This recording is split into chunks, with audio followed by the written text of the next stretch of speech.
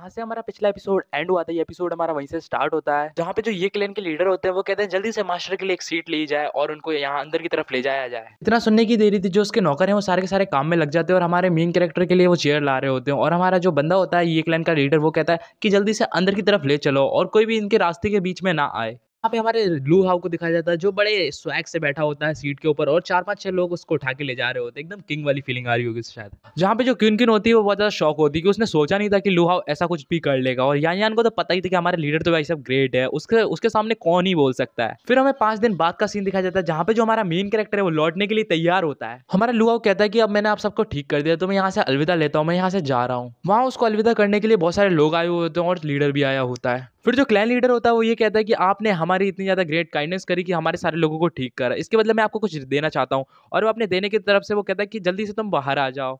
फिर जो क्वीन होती है वो कहती है कि आ रहा है, लेकिन कौन आ रहा है। और फिर हमें देखा जाता है सामने से एक कुत्ता आ रहा होता है। फिर हमारा मेन कैरेक्टर क्लैन लीडर से कहता है कि आप ये मुझे कुत्ता क्यों दे रहे हो। हमारा मेन कैरेक्टर कुत्ते से हाथ मिला रहा होता है। तो ये क्लैन के लीडर होते हैं वो कहते हैं कि लगता है कि आपने हमारे गिफ्ट को बहुत ज्यादा बेकार समझ लिया है, लेकिन आप हमारे गिफ्ट को अंडर एस्टिमेट मत कीजिए। ये जो कुत्ता मैंने आपको दिया ये सेलेस्टियल डॉग क्लैन से बिलोंग करते हैं और आप जानते हैं उनके डिसेंडेंट कितने ज्यादा पावरफुल होते हैं। फिर हमारा मेन कैरेक्टर कहता है कि सेलेस्टियल डॉग क्लैन, मैंने जितना इनके बारे में सुना है मुझे पता है कि ये इतने ज़्यादा पावरफुल होते हैं, ताकतवर होते हैं कि ये खुद अपने मुंह से ही पूरे चांद को खा सकते हैं। फिर जो पीछे से यान यान होती है वो कहती है कि लीडर आप इसको कमज़ोर मत समझिएगा, क्योंकि जो इसकी पावर है वो 6th लेवल के एक बीस्ट के बराबर है। और फिर हमारा मेन कैरेक्टर कहता है कि 6th लेवल के बीस्ट तो इसका वहाँ पर मार्शल आर्ट्स के कंपेयर करा जाए तो इसकी पावर जो होगी प्रोफाउंड एक्सट्रीम रियलम पे होगी, मतलब ये तो बहुत ज़्यादा पावरफुल है।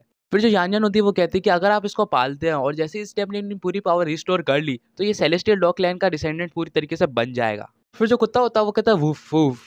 अरे यार मैं भी किसकी एक्सप्लेनेशन कर रहा हूँ, कुत्ते की। यान फैमिली का लीडर होता है वो कहता है कि आप यहाँ से जा रहे हो तो मैंने इसकी तैयारी के लिए बहुत सारे profound stones and heaven stones तैयार कर रखे हैं। ये आपकी मेरे जो भी आपने एहसान किया उसका रीपे करने के लिए। किंग बहुत ज़्यादा जेलस थी और वो कह रही थी कि इसको कैसे मिल सकता है। एक तो इसको सेलेस्टियल डॉग क्लैन का डिसेंडेंट मिल गया और साथ ही साथ इसको जो मतलब माइन स्टोन से मिले हुए profound stones and heaven stones, ये दोनों की दोनों चीजें मिल गई। तो सिर्फ एक आउटसाइडर है, एक आउटसाइडर को इतना सब कुछ देने की कोई जरूरत नहीं है। फिर हमारा मेन कैरेक्टर कहता है कि आपका बहुत बहुत शुक्रिया और मैं आपके साथ जो पहले के टाइम पे इतना पॉलाइट नहीं था उसके लिए मुझे माफ करना। और हमारे मेन कैरेक्टर के मन में तो कुछ और ही चल रहा था। वो कह रहा था कि जो प्रोफाउंड स्टोन्स है उनकी मदद से जो मेरी टेक्निक है बैटल क्यूआई टेक्निक, मतलब याओ गुआंग टेक्निक, उसको मैं एक्टिव कर सकता हूँ और ज़्यादा पावरफुल बना सकता हूँ। फिर हमें 3 दिन बाद येयू टावर का सीन दिखाया जाता है, जहाँ पे जो हमारा मेन कैरेक्टर है वो लौट के आ गया होता है और जो उसके बंदे होते हैं वो कहते हैं कि लीडर आप लौट आए, लगता है आपने पूरा का पूरा काम निपटा दिया होगा।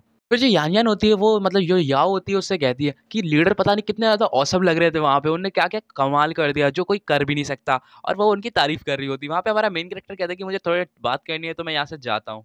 डुगुचियान से हमारा मेन कैरेक्टर मिलने जाता है और कहता है कि यहाँ पे जो भी मेरी एब्सेंस में जो भी कुछ हुआ उसके लिए तो मुझे बता दो कि यहाँ पे क्या क्या हुआ उस दौरान। तो जो डुगुचियान होता है वो कहता है कि लीडर आप मैंने कुछ इतनी ज़्यादा इंटरेस्टिंग चीज़ देखी है सुनी है कि आप सुन के आप बहुत ज़्यादा खुश हो जाओगे। मैं आपको कुछ इंटरेस्टिंग चीज़ बताने वाला हूँ। जो डुगुचियान होता है वो कहता है कि जो आपने पिछली बार शायद डायनेस्टी के प्रिंस को मारा था होता है ना, उस प्रिंस को मारने के जैसे उसकी जितनी बैकग्राउंड में सपोर्ट होती है वो सारी की सारी लू फैमिली के पीछे पड़ गई है और वो अब उसके इतनी ज़्यादा पीछे पड़ी है कि वो उसको मार के ही रहेगी। और जो शाई फैमिली वाले उन्हें लगता है कि ये सारा काम उनकी जो मतलब लू फैमिली के बंदे में से किया है, तो लगता है वो लू फैमिली को अब तक तो निपटा देगी। अभी के टाइम जो लू फैमिली है वो बहुत बड़े कियोस में हुए हैं। फिर हमारा मेन कैरेक्टर कहता है वैसे तो मेरा कोई और प्लान था कि मैं जाता वहाँ से जो लू फैमिली में से जो एक टेक्निक है उसको लेके आ जाता है, ड्रैगन ट्रांसफॉर्मेशन की कोई दूसरी टेक्निक है उसको मैं लेके आ जाता। लेकिन अब मुझे लगता है कि अब मेरा जाना सही नहीं रहेगा, क्योंकि अब जो शाई डायनेस्टी के लोग हैं उन सबको सस्पेक्ट हो गया कि लू फैमिली की कोई बंदा है, तो मुझे फालतू में वहाँ पे जाके कोई लफड़ा क्रिएट नहीं करना, क्योंकि वो वहाँ पे मेरा काम पहले से ही हो जाएगा। फिर हमारा डुगुचियान कहता है कि लीडर क्या आप जानते हो कि टिंकुआ सिटी में आप डिसेबल हो गए थे, मतलब आपकी कल्टीवेशन ब्लॉक हो गई थी। हमारा मेन कैरेक्टर कहते हैं कि तो मैंने आपके शहर में इन्वेस्टिगेशन करी आपके बारे में कि आपके साथ क्या क्या हुआ था, तो मेरे को पता चला कि एक बंदे का हाथ नहीं था आपकी कल्टीवेशन को खराब करने में और आपके साथ सब कुछ बुरा होने में। इसके साथ एक और बंदा जिसका नाम लू हाई है और वो बंदा लू फैमिली का बंदा है। वो लू फैमिली का एक बहुत बड़ा एल्डर है और सुनाई में आई है कि उसने यही काम आपके साथ किया है। फिर हमारा मेन कैरेक्टर बहुत ज़्यादा सीरियस हो जाता है, वो कहता है क्या तुम सच कह रहे हो। फिर हमारा मेन कैरेक्टर के साथ डुगुचियान होता है, वो कहता है कि मैं बिल्कुल सच कह रहा हूँ, आपने मेरी बहन और मेरी जान बचाई है तो मैं आपसे झूठ कैसे ही कह सकता हूँ, ये बात एकदम 100% सच है।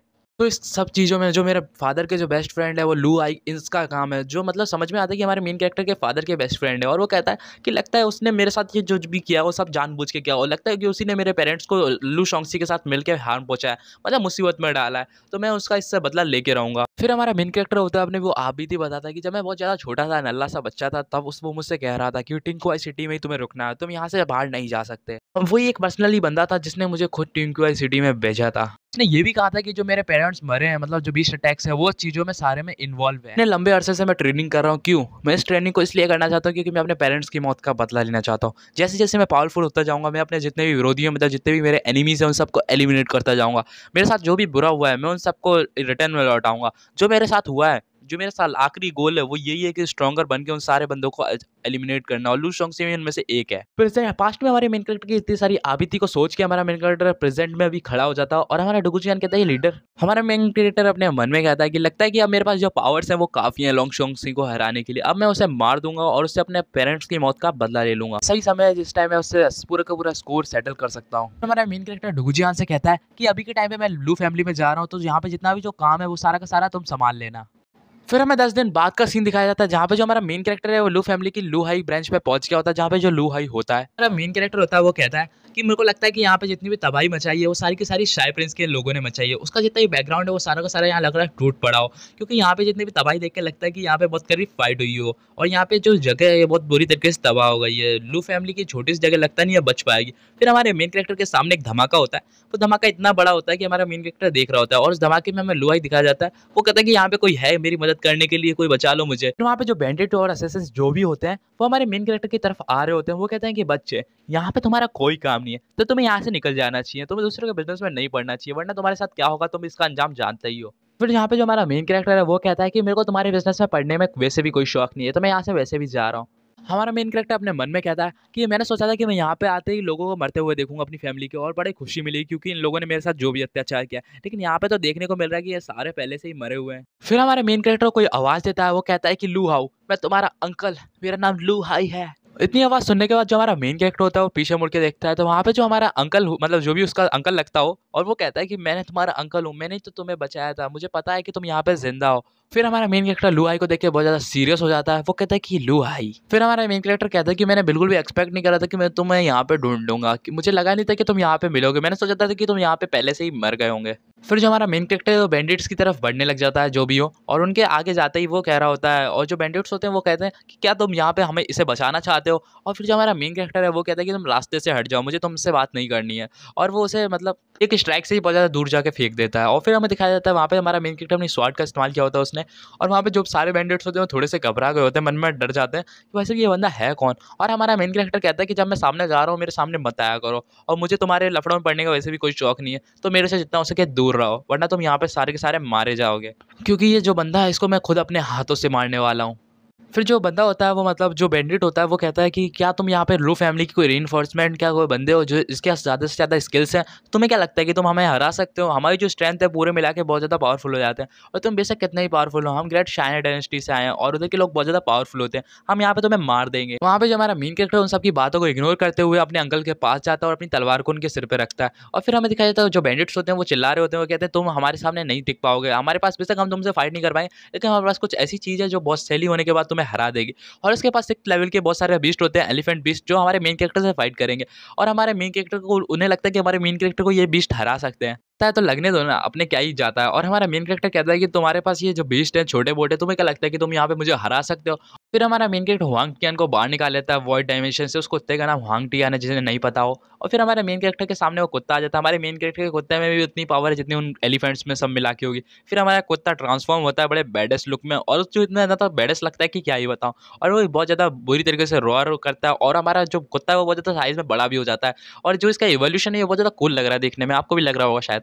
और फिर वो बैंडर्स होते हैं वो ज़्यादा डर जाते हैं, वो कहते हैं ये बवाल चीज़ है क्या, ये तो लेजेंडरी बीस्ट सेलेस्टियल डॉग है शायद तक, मैं जितना इसके बारे में जानता हूँ। लगता है बैंडिट्स को भी इसके बारे में पता है। और जहाँ पे जो हमारा डॉग है वो सारे के सारे एलिफेंट्स को मतलब एक ही बार में मतलब पछाड़ देता है अपने एक ही हाथ की वजह से। जो हाथी होते हैं वो हाथी तो उसके सामने कीड़े मकोड़े लग रहे होते हैं। और यहाँ पे जो बैंडिट होता है वो कहते हैं कि नहीं नहीं मुझे मत मारो, और हमारा जो डॉग होता है वो उसे मुंह से खा लेता है। और जो बंदा होता है वो सारा का सारा मतलब शायद तक पेट में चला जाता है। और वहाँ पे जो हमारा मेन कैरेक्टर है वो कहता है अब तुम्हारा नंबर है। तो जो हमारा मेन कैरेक्टर अंकल या लू हाई होता है वो कहता है कि मैं जानता हूँ कि तुम मुझे यहाँ पे मारना चाहते हो, लेकिन मारने से पहले मेरे कुछ शब्द हैं जो मुझे कुछ कहने हैं तुमसे, और अगर तुम उन कहने के बाद मुझे मार देते हो तो ठीक है, तुम मुझे मार देना, लेकिन पहले मेरी बात पूरी सुन लो तुम यहाँ पे। फिर हमारा मेन कैरेक्टर कहता है कि मैं जानता हूँ कि इन सब बारे में मेरे पेरेंट्स के बारे में सबसे अच्छा एक्सप्लेनेशन तुम ही मुझे दे सकते हो, तो जल्दी से दो जिस एक्सप्लेनेशन को तुम मुझे यहाँ पे देना चाहते हो। हमारा मेन कैरेक्टर अपनी स्वॉर्ड को उसके सिर के ऊपर पॉइंट करता है, फिर जो लू आई होता है वो कहता है कि मैं जानता हूँ कि तुम मुझसे नफरत करते हो, क्योंकि मैंने तुम्हें फैमिली से बाहर निकाला लू शंक्सी के साथ मिलके,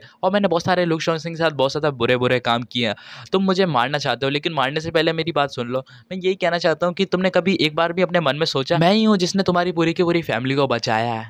रिडिकुलस, तुम कैसे कह भी सकते हो कि तुमने मुझे बचाने में बहुत बड़ी हेल्प करी है? तुमने तो उल्टा मेरी कल्टीवेशन को क्रिपल करवाया था लू शॉन्गसी के साथ मिलकर। टिंकवाल सिटी में मेरी जो कल्टीवेशन क्रिपल हुई थी उसमें कहीं ना कहीं हाथ तुम्हारा भी था। ये सारे जितने भी इन्वेस्टिगेशन है सारे मेरे लोगों द्वारा मुझे पता चली है, और ये बात सच नहीं है तो तुम मुझे बताओ। फिर लुआई होता है वो कहता है कि हाँ ये सच बात है, ये सब कुछ मेरा ही प्लान किया है। उसने तुम्हें मारा क्यों नहीं? तुमने ये कभी सोचा? क्योंकि उसने सिर्फ तुम्हारी कल्टीवेशन ब्लॉक करी और तुम्हें अपनी फैमिली से बाहर निकाल दिया। वो चाहता तो मैं मार भी सकता था, क्योंकि तुम उसके दुश्मन के बेटे हो। मेन कैरेक्टर तो समझ में नहीं आ रहा था कि वो सिचुएशन में क्या करे। फिर हमारा जो लुआई है वो कहता है कि मेरे हाथ में जो जेड पेंडेंट है ये तुम्हारी जो पेरेंट्स है उनकी लाइफ स्लिप है, मतलब इसमें जो भी तुम्हारे पेरेंट्स मतलब अभी जिंदा है या नहीं है उसके बारे में ये बता देता है, और ये अभी तक टूटा नहीं है। तो इससे यही साबित होता है कि जो तुम्हारे पेरेंट्स हैं वो अभी के टाइम पे कहीं ना कहीं जिंदा होंगे।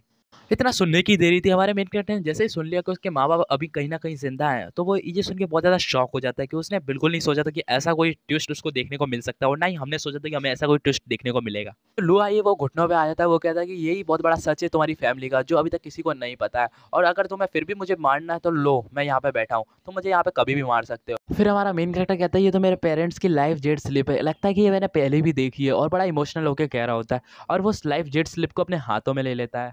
और हमारा मेन कैरेक्टर बहुत ज़्यादा इमोशनल होके कहता है कि मेरे पेरेंट्स अभी भी ज़िंदा है, तो मतलब मैं उनको ढूँढ सकता हूँ, और वो ज़िंदा है, और ऐसा कह के बड़ा खुश होता है वो, और रो रहा होता है, और वहाँ पे वो बहुत इतना ज़्यादा खुश होता है कि क्या ही बताऊँ, और यहीं पे ये एपिसोड एंड हो जाता है। अगर ऐसे ही नेक्स्ट एपिसोड चाहिए तो थोड़ा लाइक, शेयर एंड सब्सक्राइब कर देना, मैं जल्दी वीडियो लाऊँगा। तो आपका बहुत-बहुत धन्यवाद लास्ट तक वीडियो पे बने रहने के लिए, तो यहीं पर ये वीडियो एंड करता हूँ। Thanks for watching.